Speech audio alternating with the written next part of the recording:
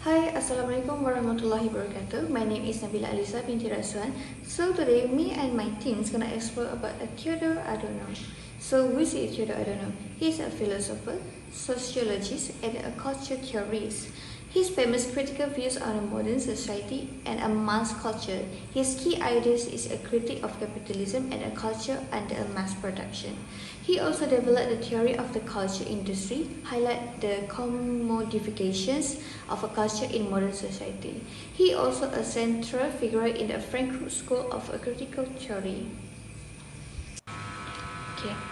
What Adorno meant by a culture industry? First, Adorno originally used the term a mass culture, but he later replaced it with the term of culture industry. So he changed the term because a mass culture sounds like a culture created by a masses or by ordinary people. So instead of culture coming from people, it also manufactured just like a product under capitalism. Second, culture as a commodity.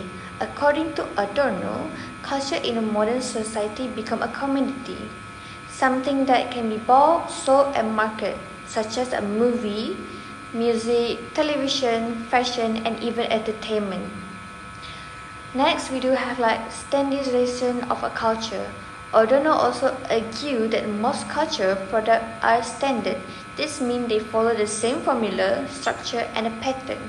For example, popular song often sounds familiar, movie repeat in the same stories, and trends are repeated again and again. Last, we do have like a masses of passive consumer. In this process, the audience become a passive. Instead of thinking critically, people simply consume whatever the culture industry provide.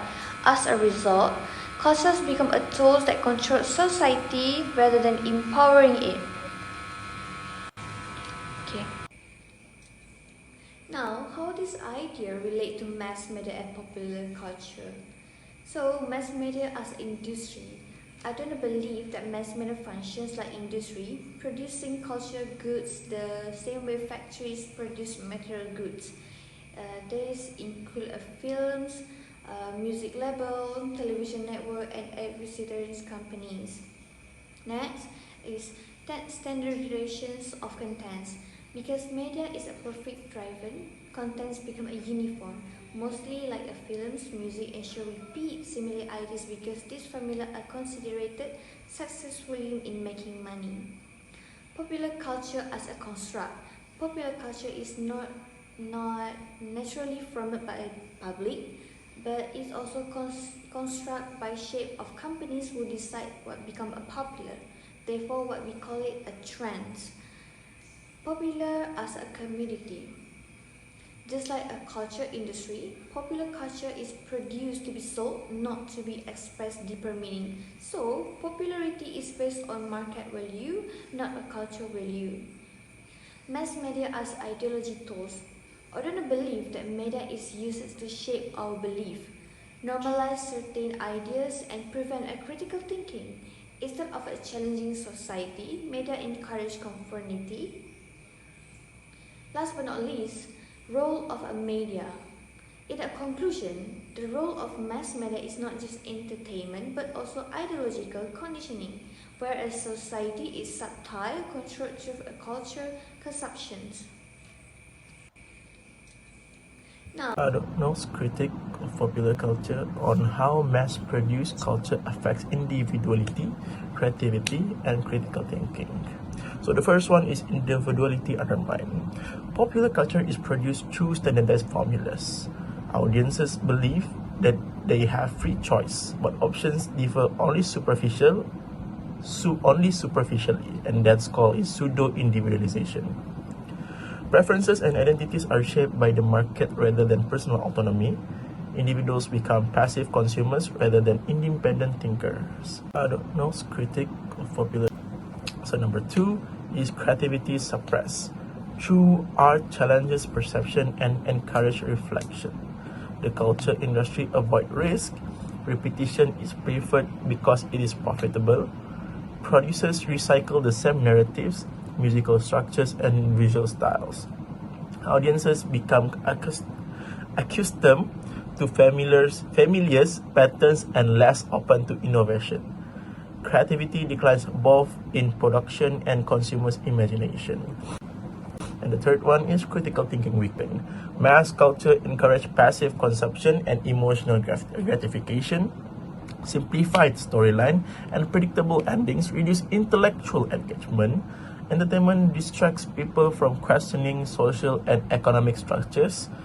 Over time, his passivity leads to acceptance of the status quo.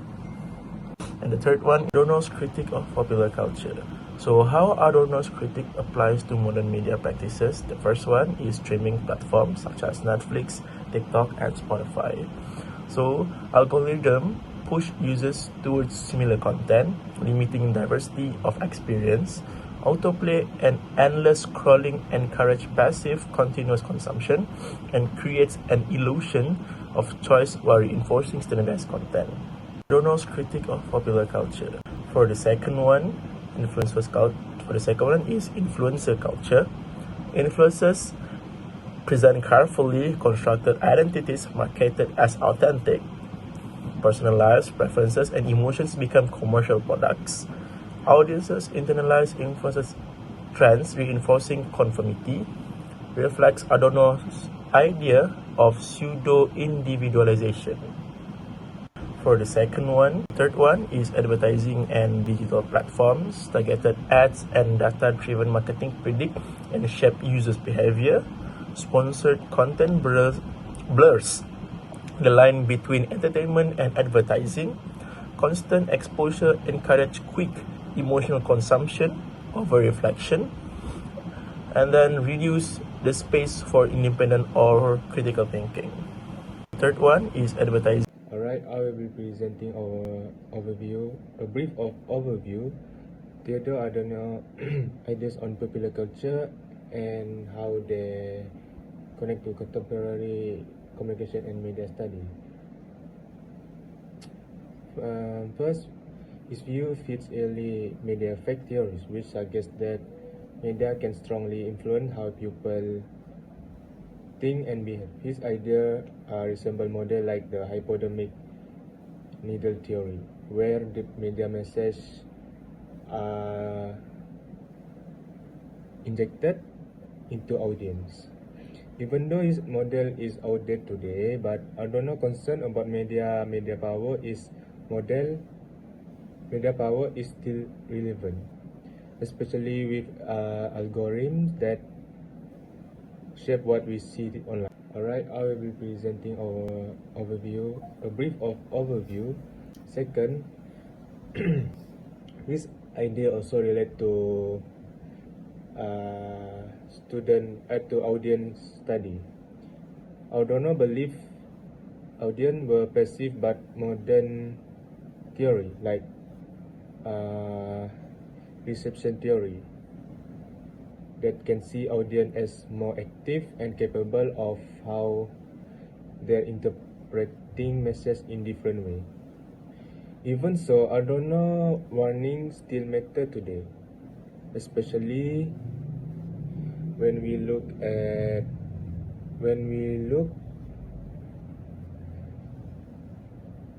at how platform like TikTok or Netflix decide what content we need to consume. Sometimes we really are less in control than we think. Second, this idea also relate to audience study. Third is critical theory. Adorno will encourage us to ask important questions such as who control the media, when the interests do media cooperation serve, how does entertainment shape our belief. This perspective helps research go beyond data and think deeply about power, ideology, and social influence. Third, Adorno.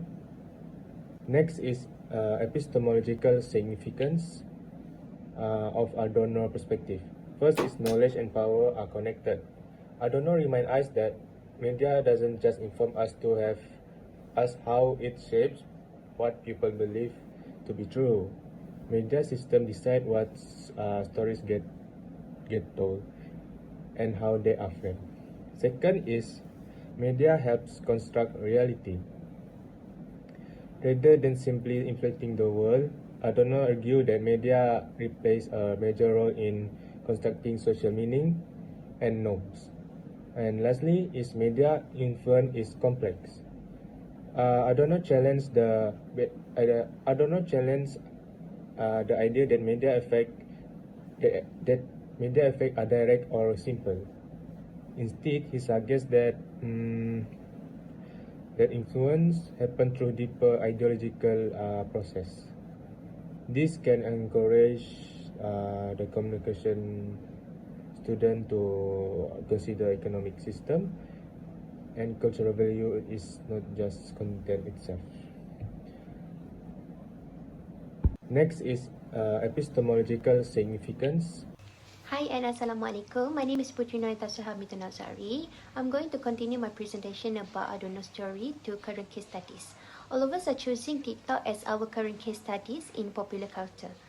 Adorno's theory argued that mass-produced cultural product can create passive audience, promote conformity and reduce individuality. That is why Adorno's theory can be applied on TikTok since it is one of today's most influential digital platforms. TikTok algorithm functions are also similar to Adorno's idea of standardization. According to Marta 2022, the app also relies on the apparent sameness as human experience.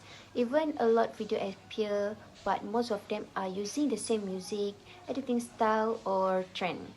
Algorithm promote addictive scrolling, influencing what other users see and think without them noticing. This is why TikTok has become a form of soft control where entertainment can distract users from deeper social issues.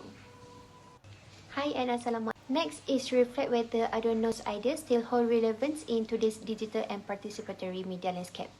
Yes, his ideas still hold strong relevance. TikTok being a participatory platform where users can create their own content that shape behavior, identity, and cultural consumption. Recent research show that algorithm platform can reinforce social norms, influence identity construction, and manipulate user engagement patterns. According to Duffy 2017, he also highlights that algorithm can reflect Adorno's belief that media industries encourage predictable patterns rather than true individuality. That's all from me. My other group mates will continue to present about this. Thank you. Next is reflect whether Adorno. Algorithmic standardization platform like Netflix, Spotify is used for algorithmic to give the personal suggestion. This creates a filter bubble which you see more of the contents, and then pseudo individualization is the social media influence appears different but follow the same terms. They build a person brands but use the same music and promote similar products. This individuality is a strategy to turn a personal expression into a standard product of sales. Algorithmic. So the conclusion is culture product as a standardization committee of the profit and social control. Explains of pseudo-individualization, pacific consumption, and the media ideology roles, foundations of the critical media studies, and we can clearly see in the algorithmic platform just like TikTok, their influencers culture and the streaming service, so that we can focus us to look behind the entertainments to see the ownership, profit move, and also the invest value. In the world of social media and streaming, being a critical customer is really important to product the independent talk. That's all from us. Thank you and see you next time.